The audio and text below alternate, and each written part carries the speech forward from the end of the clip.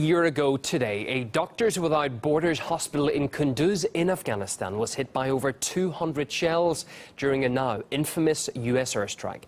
42 people, including 3 children, died during the bombardment and 37 were injured.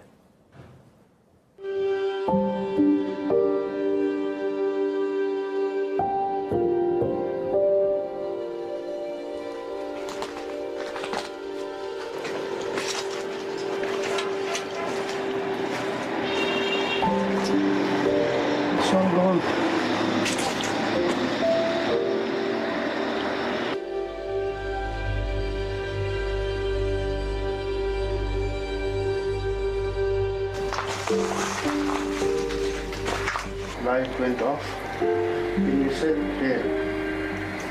In the meantime, this place was hit, and that caused Dr. Sattar's arm was amputated. And he kept sitting and bombing everywhere was bombing. Finally, when he died, I left him in this area.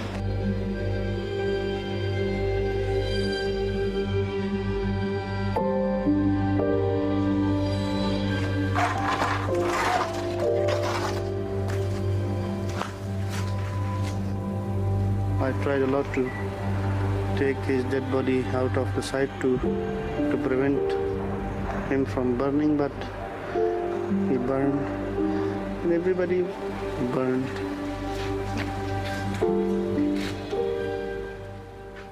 "11 minutes into the air assault, Doctors Without Borders informed US officials of what was happening. However, it's claimed the attack continued for over half an hour after that. The hospital is still not able to reopen, depriving the area of a crucial medical facility. A US military investigation found that 16 service members failed to comply with the rules of engagement.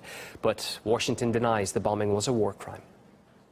This was unintentional, an unintentional action. That is the principal reason why we do not consider this to be a war crime. Well, several of those service members were suspended after the probe, but none face criminal charges because, as you just heard, the attack was deemed unintentional. Former CIA officer Jack Rice says civilians pay the price for US foreign policy failures. The Americans can't simply stomp around the world and believe that they can be held to a different standard because they're the United States. That's inappropriate, and it frankly encourages others to act accordingly. And that doesn't help anybody. Sadly, it's the civilians who will always end up paying the price, no matter where they are.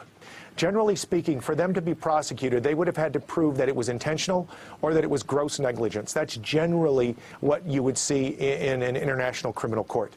But frankly, even if that could be established, it's unlikely that it will ever take place. Because the reality is that when it comes to the United States, what the United States will do is fail to turn those people over to proper authorities for prosecution. Recapping America's reaction to that deadly hospital attack, here's Meinie Nicolai. When Russia was accused of bombing civilian targets in Syria, Washington called it intentional and wanted Moscow to be held responsible. I don't have the facts. No doubt in my mind that the Russians are responsible. When the U.S. is reported to have hit civilians, the Pentagon launches a probe which can last for many months. Unlike with the bombing of the Doctors Without Borders hospital in Kunduz, Afghanistan, a Pentagon investigation usually comes to the conclusion that its bombing was unintentional and therefore not a crime.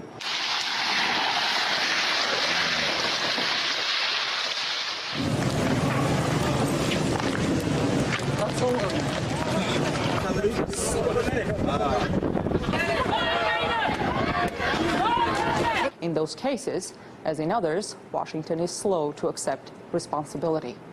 What Assad and Russia are doing in Aleppo is soul-shattering. It's a gift to ISIL and Nusra Front. ISIL and al-Nusra, which is al-Qaeda in Syria, have persistently received gifts from the U.S. in the form of weapons which Washington sends to the rebels and which often end up in the hands of terrorists.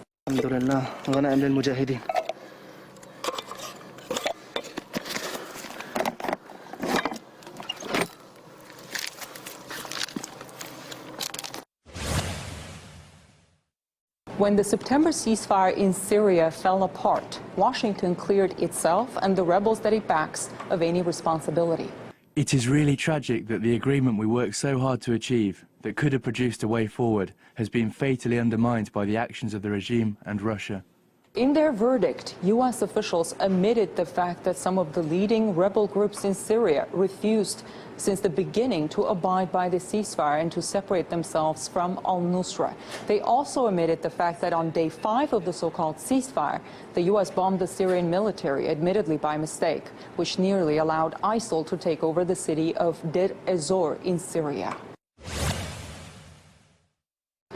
Another note on Washington's perception of its own actions. In the past, when the U.S. military had some tense encounters with ships or aircraft near the borders of other countries, like Iran and Russia, the U.S. invariably claimed it was the other countries that were being provocative, even though it was the U.S. that came to their border. The U.S. government hardly ever sees its own actions as being potentially provocative. I see no contradiction between believing that America has a continued extraordinary role in leading the world towards peace and prosperity. I believe in American exceptionalism with every fiber of my being. In a certain sense, governments are like people. They try to shield themselves in every possible way, but they're quick to pass a verdict when it's about another government. In Washington, I'm Ganesh Chakyan, RT.